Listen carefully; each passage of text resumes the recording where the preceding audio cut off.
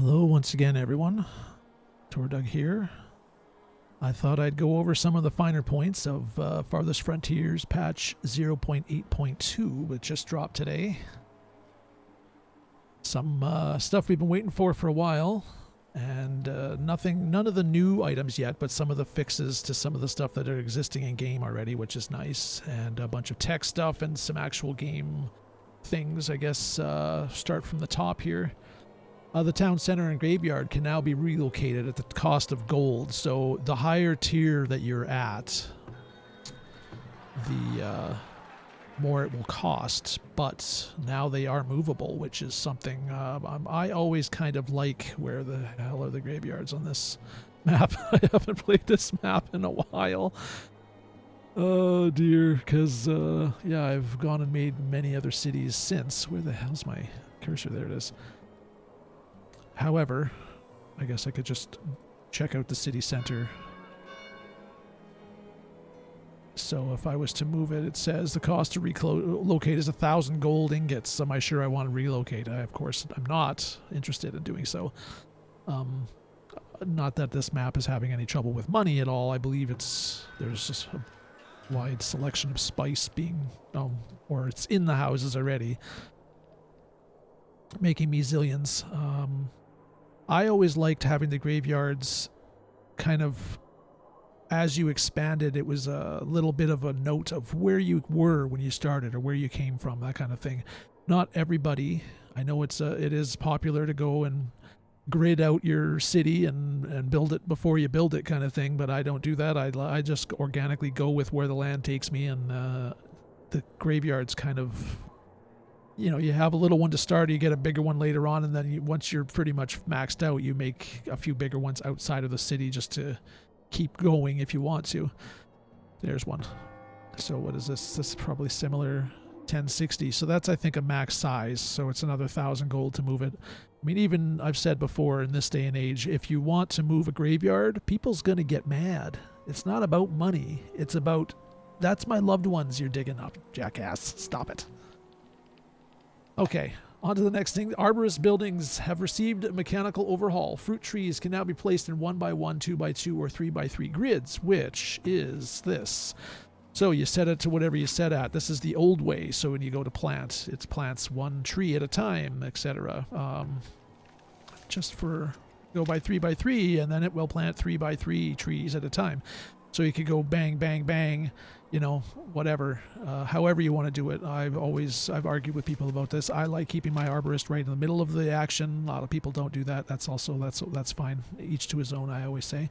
But the fact that they will auto replant, that is a big one, no more do you have to fool around trying to figure out which ones are fully at capacity or not. Where stuff's been planted is where stuff will be continually replanted, I believe. So that's good stuff. The next thing I think everyone also will be excited about is the compost yards. There is an auto compost feature now. You can turn it off if you wish to continue doing it yourself, but no longer do you need to click and then scroll, way over to this guy to check out this field or whatever. Scroll from over to over these ones I think I had over here, yeah, and then go all the way over here to put it on a field. You just let them pretty much fill in whatever the lowest is, which I think most of them are around 100. I'm not sure why there's a highest fertility. I was trying to figure that out.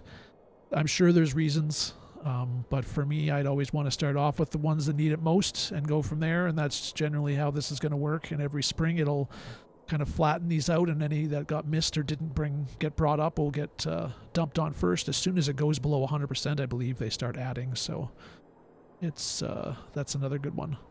The Steam cloud saves have also been turned on.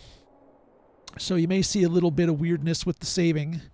I'm not going to do that right now because I have no interest in saving this again. I long since left this behind. I'm pretty much just using it for video purposes only, because it's a big, fully done town.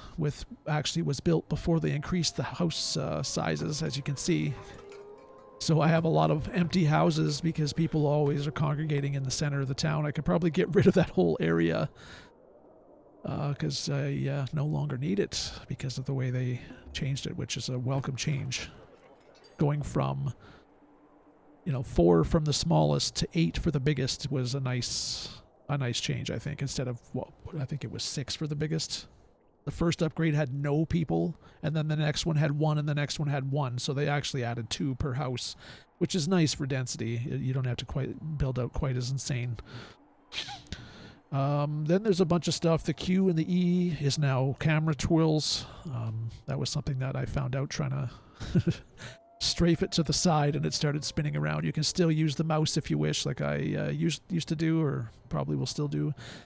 They did some work on the roads, which I have not looked at yet. We can just quickly, draw some roads out here and see what's what.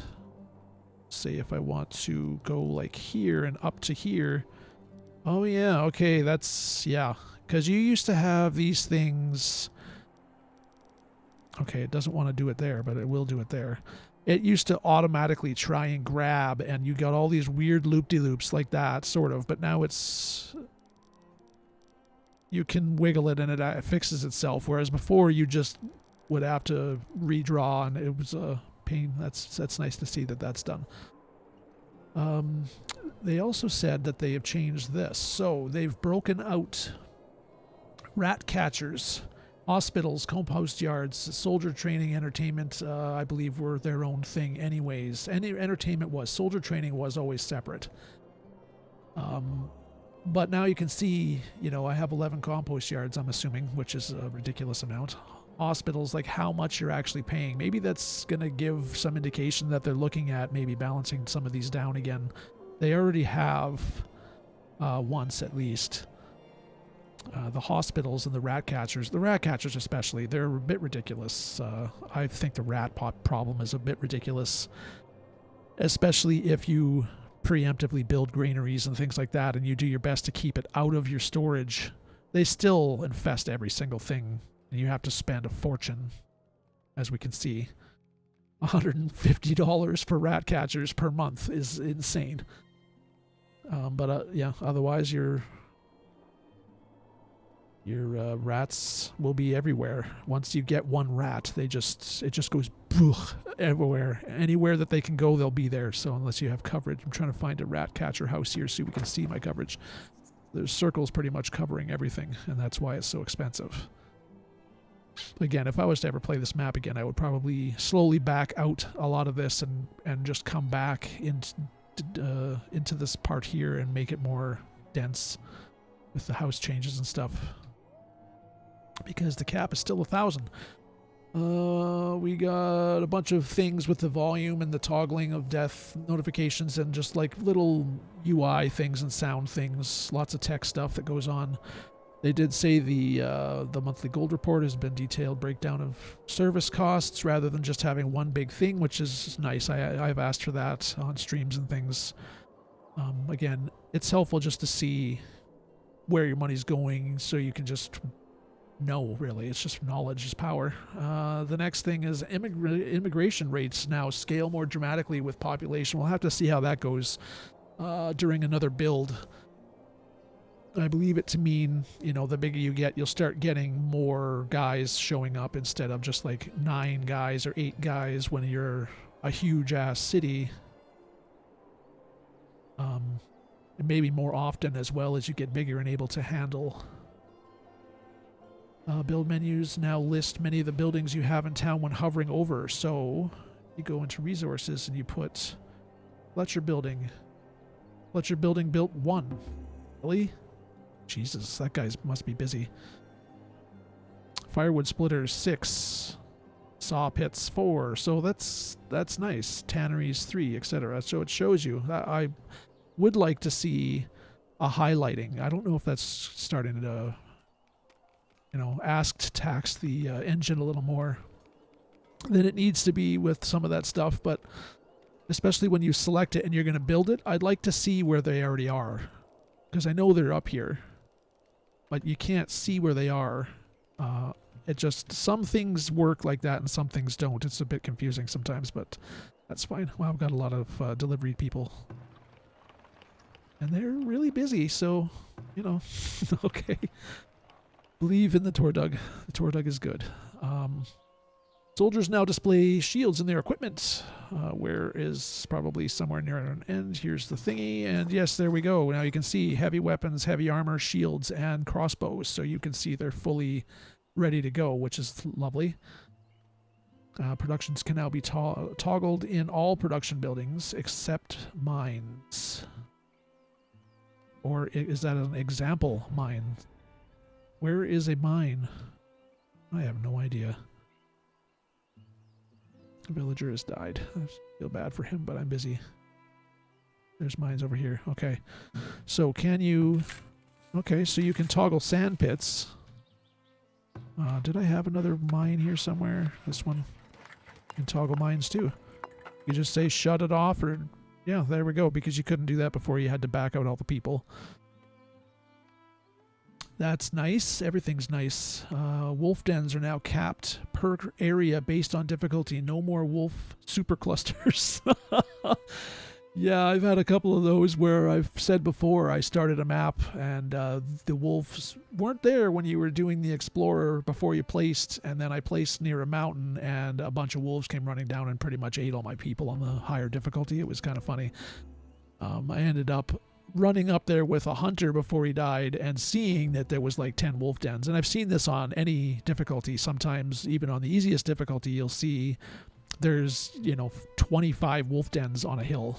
They're mostly in the hills area, and that's fine, but you have to send in soldiers with armor to get them. Otherwise, whoever fights them will get rabies most of the time and die, because rabies is pretty much guaranteed death in this game, which is understandable. It's it is what it is. What else we got here? Boar spawners are now much easier to displace by buildings and crop fields. Okay, good. I had several where it just wouldn't go away, and there was like a little patch of green somewhere, and the boars kept spawning inside the city, and then they just run around everywhere and attack people or not, and weird stuff. Shelters can now correctly list increased income as one of their upgrade bonuses. Fixed an issue where field expansions would not displace animal spawns. Okay, that's something I haven't really run into. But anyways, before this video gets too long, lots of goodies on another patch from these guys at Create Entertainment. I'm really happy. Like I said, I was talking to my brothers about this because I'm going to be streaming Grim Dawn, I think, in the coming weeks, which I haven't played for years, and I didn't really play a whole lot early on. I played it a little bit with my brothers, and that's where it came from. And I let them know, like, this game now has really taken off as an old-timey city builder. It's still early access, etc. It still has its issues, but they're very in love with their, product. They really work hard at making it work and making it nice. So I love that. So I'll support it any way I can. But for now, that's it. 0.8.2 in a fairly large nutshell, and I will see you guys on the next video.